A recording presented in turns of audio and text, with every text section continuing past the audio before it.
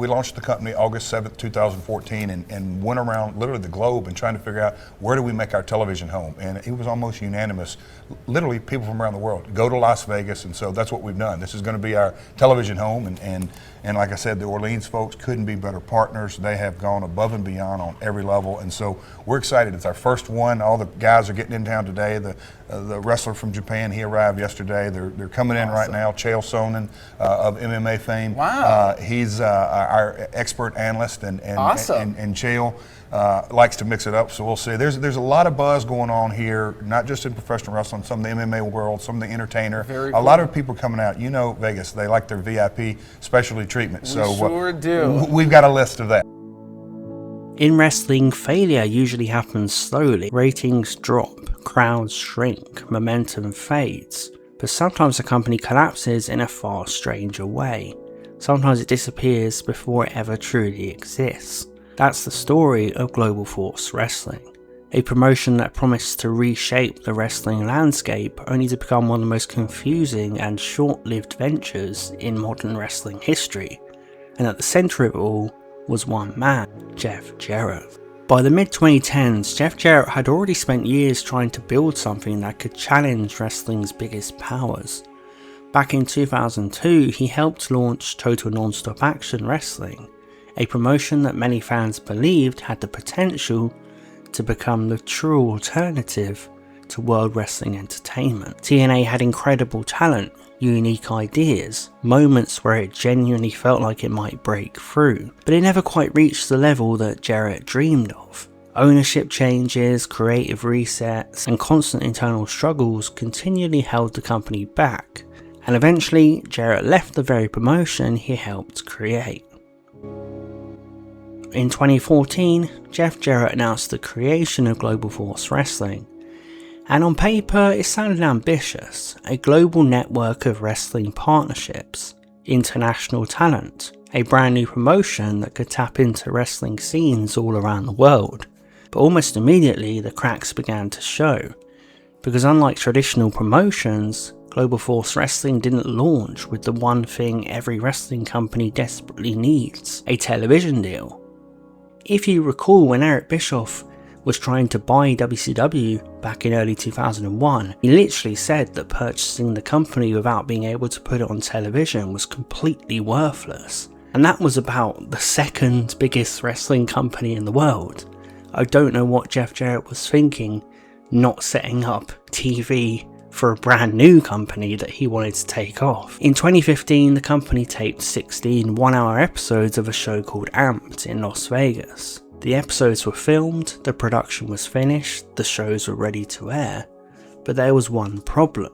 They had nowhere to go. Without a TV deal, the show simply sat on the shelf, and without television, it was nearly impossible to build a fan base or generate real revenue. The company had produced a full season of wrestling television that nobody could watch. And then came one of the strangest business decisions in modern wrestling: the Grand Slam Tour. Instead of running traditional arenas, Global Force Wrestling began booking minor league baseball stadiums across the United States.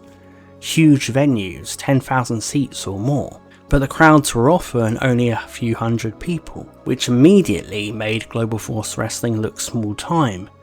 Wrestling thrives on atmosphere, on crowds that feel alive, but Global Force Wrestling events looked eerily empty. Small groups of fans scattered through massive stadiums. The visual made the promotion look so small, and in wrestling, perception matters almost as much as reality. Behind the scenes, the situation wasn't improving either. Reports began circulating about financial struggles, and one of the promotion's most controversial moves only deepened the confusion. A cryptocurrency-style investment scheme known as GFW Gold connected with the company Karatbars International. Critics immediately compared the idea to a pyramid scheme. The optics were terrible. Instead of building trust with fans and investors, Global Force Wrestling was becoming surrounded by skepticism. And then in 2017, the story took an even stranger turn. Global Force Wrestling merged with Impact Wrestling, aka TNA. And for a brief moment, the promotion was even rebranded under Global Force Wrestling. The company that once wanted to compete with TNA was suddenly absorbing it, suddenly sucking it up. I drink your milkshake.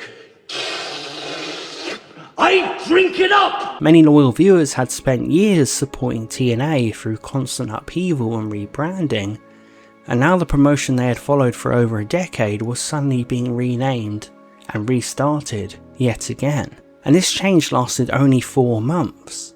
Legal issues, disputes, backstage turmoil caused the GFW name to quietly disappear. Impact Wrestling abandoned the branding entirely, and it was as if Global Force Wrestling had never existed at all.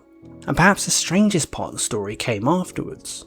In a bizarre twist, many of the master tapes for the Amped television tapings were reportedly destroyed or deleted by Impact's parent company, Anthem Sports and Entertainment, which meant the shows that had once been filmed to launch a new wrestling promotion might never be seen.